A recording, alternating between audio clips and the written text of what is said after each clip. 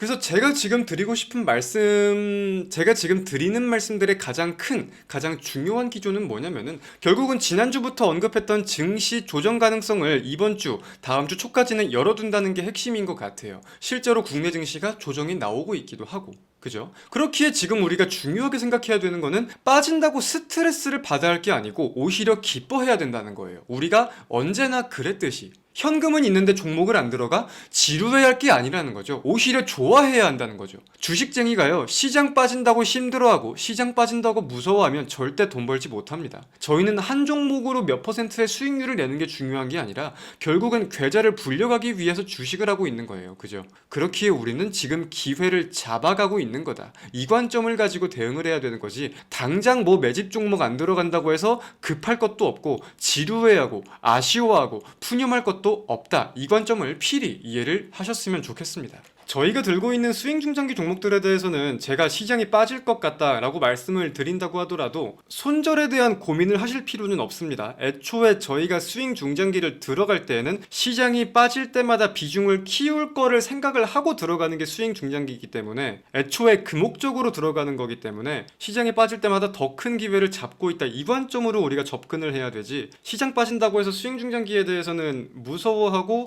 두려워할 필요가 없다는 거예요. 저희는 항상 증시가 빠질 때 매수를 하고 증시가 오를 때 매도를 합니다. 지금 제가 방송한 지 한 5개월쯤 됐는데 5개월간 계속 같은 관점으로 나름 나쁘지 않은 결과를 보이고 있는 것 같아요. 이번에도 증시가 좀 떨어질 거라고 보고 있지만 그에 대해서 무서운 건 전혀 없고, 만약에 제 예측이 틀릴 수도 있죠. 증시가 오른다고 하면 오르는 대로 대응을 하면 됩니다. 본격적인 오늘자의 VIP 전용 비공개 방송을 시작해 보도록 하겠습니다. 저는 오늘자의 방송을 진행하게 된 AP투자연구소의 이호수고요. 모쪼록 오늘도 함께하는 1시간 의미 있는 시간이 될 수 있도록 최선의 노력을 다해보겠습니다. 저는 그래서 지난주 수요일부터 국내 증시 조정에 대해서 가능성을 좀 열어둬야 한다, 그리고 예상보다 빠른 익절이 나갈 수 있겠다고 말씀을 드리고 연달아서 한 4종목 정도를 매도 사인을 보내드렸는데, 저는 여전히 그에 대한 관점이 지금은 맞다고 생각을 하고 이번 주 정도는 차분하게 증시의 흐름을 지켜볼 필요가 있겠다고 생각을 하고 있습니다. 그래서 제가 지금 드리고 싶은 말씀, 제가 지금 드리는 말씀들의 가장 큰, 가장 중요한 기조는 뭐냐면은 결국은 지난주부터 언급했던 증시 조정 가능성을 이번 주, 다음 주 초까지는 열어둔다는 게 핵심인 것 같아요. 실제로 국내 증시가 조정이 나오고 있기도 하고. 그죠? 저희는요, 항상 무언가가 매매를 할 때 플러스보다 마이너스를 먼저 생각을 합니다. 이 종목을 들어가서 우리가 4%를 먹었을 때 이득이 되는 것보다는 4%를 먹으려다가 손해를 봤을 때 혹은 물렸을 때 타격이 얼마나 클까, 이거를 먼저 생각을 한다는 게 전 중요하다고 보거든요. 그런 관점에서 보았을 때 저는 지난주에 현금 확보를 잘 해두었다고 생각을 하는 거고, 지금 증시의 조정이 나온다고 하더라도, 그리고 나오고 있지만 이 증시 조정의 폭이 클 거라고 생각하진 않아요. 실제로 저는 다음 주 중 신규 종목 1차 매집을 다시금 시작하려고 준비를 하고 있으니까. 그죠? 그렇기에 지금 우리가 중요하게 생각해야 되는 거는 빠진다고 스트레스를 받아야 할 게 아니고 오히려 기뻐해야 된다는 거예요. 우리가 언제나 그랬듯이 현금은 있는데 종목을 안 들어가 지루해야 할 게 아니라는 거죠. 오히려 좋아해야 한다는 거죠. 당장 지금 우리가 종목을 들어가는 게 대수야? 아니죠. 빠질수록 우리는 낮은 가격에 더 큰 기회를 잡을 수 있다는, 거기에 포커스를 맞추고 지금은 현금이라는 종목을 가지고 있어야 되는 게 중요하겠다는 거죠. 종목은 어느 정도 준비가 되었잖아요. 자, 제가 항상 이번 주 그리고 이번 달 관심 테마와 관심 종목에 대해서 말씀을 드립니다. 리서치는 평소에 하는 거고 매수는 싼 값에 하는 게 저희 전략에 항상 들어갔던 핵심 골자예요. 증시의 흐름과 함께 본다고 하더라도 올해 제가 1월 달부터 방송을 했죠. 증시가 빠질 때 단 한 번도 쫀 적 없었고 올라갈 때 저희는 팔았습니다. 빠질 때 단 한 번도 쫀 적 없었고 기다렸다가 빠지는 국면에서 사고 올라갈 때 조금씩 팔고, 저희는 항상 이런 기조로 증시에 대응을 해왔어요.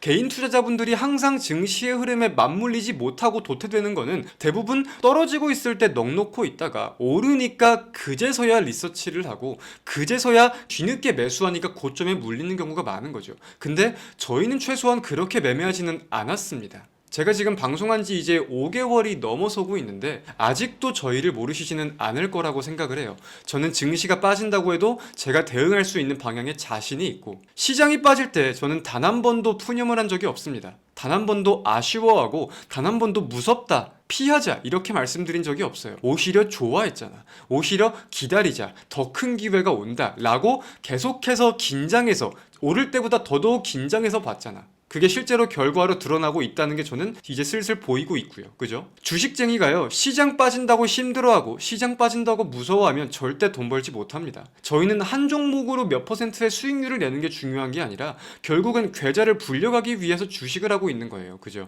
그렇기에 우리는 지금 기회를 잡아가고 있는 거다. 이 관점을 가지고 대응을 해야 되는 거지, 당장 뭐 매집 종목 안 들어간다고 해서 급할 것도 없고 지루해하고 아쉬워하고 푸념할 것도 없다. 이 관점 필히 이해를 하셨으면 좋겠습니다. 그러면은 또 궁금한 게 있으실 수 있을 거예요. 자, 제가 4월달 말부터 그리고 5월 1일 전략 방송에서도 그렇고 5월달 외국인 순매수 기조에 베팅할 가치가 있겠다라고 말씀을 드렸습니다.